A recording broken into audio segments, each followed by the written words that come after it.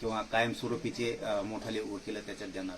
तर हा निर्णय त्यांनी घेतलाय तो चांगलाच निर्णय. आणि उपसमितीने आणि मुख्यमंत्र्यांनी तरी पण त्या याचिकावरती मराठा आरक्षणाच्या विषयात आलेल्या याचिका आणि लढाईच्या बाबतची भूमिका ही कायम सकारात्मक ठेवून लक्ष मात्र बारकाईनं ठेवलं पाहिजे. मोठमोठाले वकील कायमस्वरूपीचे त्यासाठी देऊन ती जबाबदारी मात्र सरकारचीच. हैदराबाद गॅजेटचा काढलेला GR त्याची केलेली अंमलबजावणी, त्या GR टिकवणं, मराठ्यांना आरक्षण देणं आणि SC-BCचं दिलेलं आरक्षण तेही टिकवणं सरकारची जबाबदारी. आंदोलनात मृत्युमुखी पडलेल्या आंदोलकाच्या नातेवाईकांना राज्य सरकारी कंपन्यांमध्ये नियुक्तीचा ठराव घेण्यात देखील निर्देश देण्यात आले आहेत. ठराव का घ्यायला लावले ते हे नाही मला समजलं. परंतु सरकारलाच अधिकार आहे, उपसमितीलाच अधिकार आहे. त्यांनी MIDCचे आणि महावितरणचे जे GR काढू म्हणले होते की मराठा आरक्षणासाठी बलिदान गेलेल्या कुटुंबाला त्याच्यात सुद्धा आपण नोकरी देऊ, ते GR काढून मोकळं व्हायला पाहिजे. त्यांच्याकडून ठराव मागून घेण्याची आवश्यकताच काय पडली मला नाही कळलं. कोणते ठराव मागितलेत हे मला माहित नाही. का जागा किती रिक्त आहेत याचे ठराव मागितले आहेत, कारण एखादेच कन्फ्युजन पण होऊ शकतं.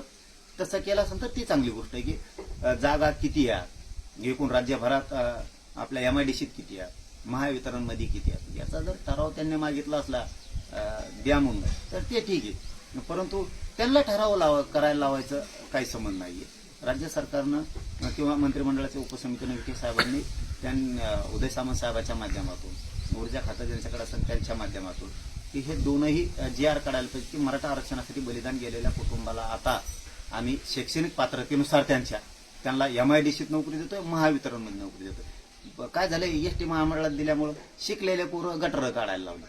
कुठं ज्याचं खूपच शिक्षण आहे, आता काही पोरांचं खूप शिक्षण झालेलं आहे, का त्यांनी ड्रायव्हर व्हावा, का त्यांनी कंडक्टर व्हावं, आणि ते इतका शिकलाय. म्हणजे जर सन्मान मराठा आरक्षणासाठी बलिदान गेलेल्या कुटुंबाचा जर सरकारला करायचा असेल, त्याच्या शैक्षणिक पात्रतेनुसार त्याला महावितरणमध्ये, त्याला MIDCमध्ये आणि ST महामंडळात पण शिक्षणानुसार देणं गरजेचं आहे. ते दोन्ही GR तातडीनं त्यांनी काढायचं ठरवलं होतं. मला तर सांगितलं पण होतं की आम्ही या अधिवेशनानंतर GR काढतो. ठराव मागून घेतले जे नवीनच काय नाटक आहे माहीत नाही.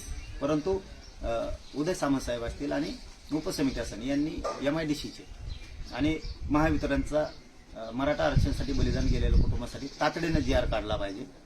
2-3 निर्णय तर चांगले केले, त्याबद्दल तर आम्ही विखे पाटलांचं आणि उपसमितीचं कौतुकच केलंय की त्यांनी केसेसबद्दलचा एक घेतलाय. आता हा MIDCचा आणि महावितरणचा पण निर्णय घ्यायला लागलाय, घेता येते. तर हे चांगलेच निर्णय जवळपास, त्याचं आम्ही 100% कौतुक करतो की तुम्ही चांगले निर्णय घ्यायला लागला, बलिदान गेलेल्या कुटुंबाला न्याय मिळेल. हे चांगला निर्णय. फक्त ते ठरावाचं फक्त कन्फ्युजन. पाटील, नव्या समितीनुसार नव्या GR नुसार मिळालेली